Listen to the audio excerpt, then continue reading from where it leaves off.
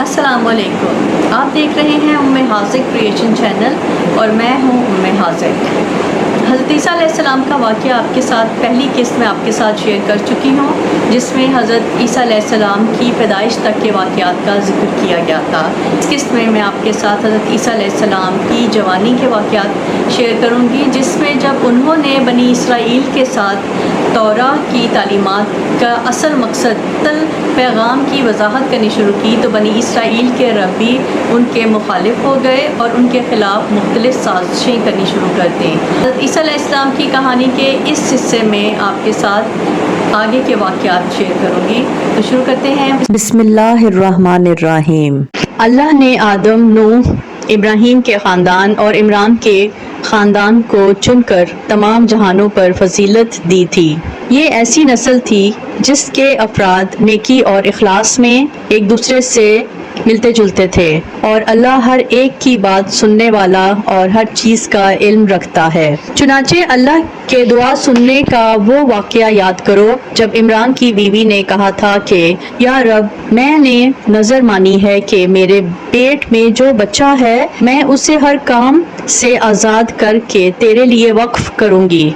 मेरी इस नज़र को कबूल फरमा, बेशक तू सुनने वाला हर चीज़ का इल्म रखता है। फिर जब उससे लड़की पैदा हुई तो वो हसरत से कहने लगी, या रब, ये तो मुझसे लड़की पैदा हो गई है। हालांकि अल्लाह को खूब इल्म था कि उनके यहाँ क्या पैदा हुआ है और लड़का लड़की जैसा नहीं होता। मैंने उसका नाम मरियम रख दिया है और मैं उसे और उसकी औलाद को शैतान मरदूद से हिफाजत के लिए आपकी पनाह में देती हूँ। चुनाचे उसके रब ने उस यानी मरियम को बातरीके एहसन कबूल किया और उसे बेहतरीन तरीके से परवान चढ़ाया, और ज़करिया उसके सरपरस्त बने। जब भी ज़करिया उनके पास उनकी इबादत गाह में जाते, उनके पास कोई रिस्क पाते। उन्होंने पूछा, मरियम, तुम्हारे पास ये चीजें कहाँ से आईं? वो बोली, अल्लाह के पास से। अल्लाह जिसको चाहता है बेहिसाब रिस्क देता है।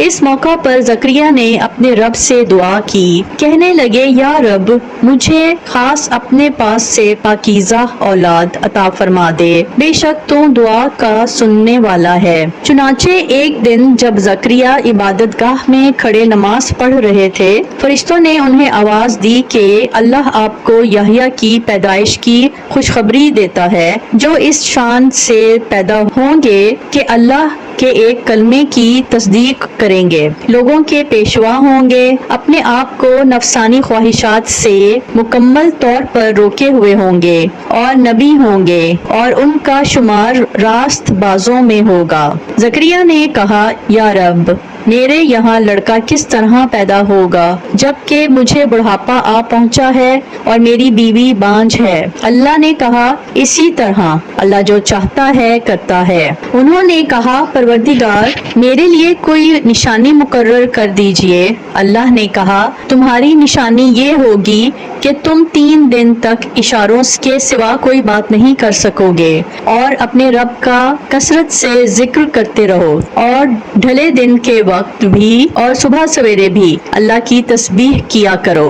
और अब उस वक्त का तज़किरा सुनो जब फरिश्तों ने कहा था कि ए मरियम, बेशक अल्लाह ने तुम्हें चुन लिया है, तुम्हें पाकीज़गी अता की है और दुनिया जहान की सारी औरतों में तुम्हें मुंतखब करके फजीलत बख्शी है। ए मरियम, तुम अपने रब की इबादत में लगी रहो और सजदा करो और रुकू करने वालों के साथ रुकू भी किया करो। ए पैगंबर, ये सब गैब की खबरें हैं जो हम वही के जरिए तुम्हें दे रहे हैं। तुम उस वक्त उनके पास नहीं थे जब वो ये करने के लिए अपने कलम डाल रहे थे कि उनमें से कौन मरियम की कफालत करेगा, और ना उस वक्त तुम उनके पास थे जब वो इस मसले में एक दूसरे से इख्तिलाफ कर रहे थे। वो वक्त भी याद करो जब फरिश्तों ने मरियम से कहा था कि ए मरियम, अल्लाह ताला तुम्हें अपने एक कलमे की पैदाइश की खुशखबरी देता है जिसका नाम मसीह ईसा इब्ने मरियम होगा, जो दुनिया और आखिरत دونوں میں صاحب و وجاہت ہوگا اور اللہ کے مقرر بندوں میں سے ہوگا، اور وہ گہوارے میں بھی لوگوں سے بات کرے گا اور بڑی عمر میں بھی، اور راست باز لوگوں میں سے ہوگا۔ مریم نے کہا، پروردگار، مجھ سے لڑکا کیسے پیدا ہو جائے گا جبکہ مجھے کسی بشر نے چھوا تک نہیں؟ اللہ نے فرمایا، اللہ اسی طرح جس کو چاہتا ہے پیدا کرتا ہے۔ جب وہ کوئی کام کرنے کا فیصلہ کر لیتا ہے تو صرف اتنا کہتا ہے کہ ہو جا، بس وہ ہو جاتا ہے۔ اور وہی اللہ اس کو یعنی عیسیٰ ابن مریم کو کتاب و حکمت اور تورات و انجیل کی تعلیم دے گا، اور اسے بنی اسرائیل کے پاس رسول بنا کر بھیجے گا، جو لوگوں سے یہ کہے گا کہ میں تمہارے پاس تمہارے رب کی طرف سے ایک نشانی لے کر آیا ہوں، اور وہ نشانی یہ ہے کہ میں تمہارے سامنے گارے سے پرندے جیسی ایک شکل بناتا ہوں، پھر اس میں پھونک مارتا ہوں تو وہ اللہ کے حکم سے پرندہ بن جاتا ہے، اور میں اللہ کے حکم سے مادرزاد، اندھے اور کوڑھی کو تندرست کر دیتا ہوں اور مردوں کو زندہ کر دیتا ہوں، اور تم لوگ جو کچھ اپنے گھروں میں کھاتے یا ذخیرہ کر کے رکھتے ہو میں وہ سب بتا دیتا ہوں۔ اگر تم ایمان لانے والے ہو تو ان تمام باتوں میں تمہارے لیے کافی نشانی ہے، اور جو کتاب مجھ سے پہلے آ چکی ہے یعنی تورات، میں اس کی تصدیق کرنے والا ہوں، اور اس لیے بھیجا گیا ہوں تاکہ کچھ چیزیں جو تم پر حرام کی گئی ہیں اب تمہارے لیے حلال کر دوں، اور میں تمہارے پاس تمہارے پروردگار کی طرف سے نشانی لے کر آیا ہوں، لہٰذا اللہ سے ڈرو اور میرا کہنا مانو، بے شک اللہ میرا بھی پروردگار ہے اور تمہارا بھی پروردگار ہے، یعنی سیدھا راستہ ہے کہ صرف اسی کی عبادت کرو۔ پھر جب عیسیٰ نے محسوس کیا کہ وہ کفر پر آمادہ ہیں تو انہوں نے اپنے پیروکاروں سے کہا، کون کون لوگ ہیں جو اللہ کی راہ میں میرے مددگار ہوں؟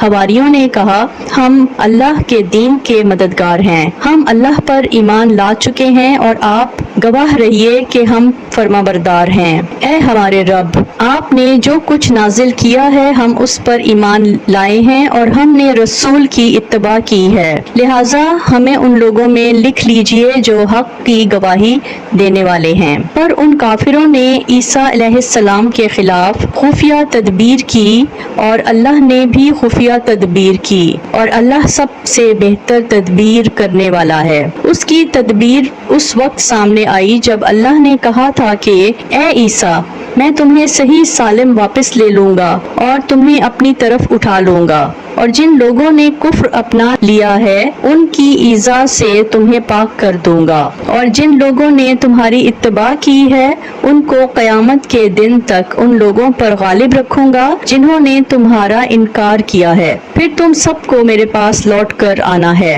اس وقت میں تمہارے درمیان ان باتوں کا فیصلہ کروں گا جن میں تم اختلاف کرتے تھے۔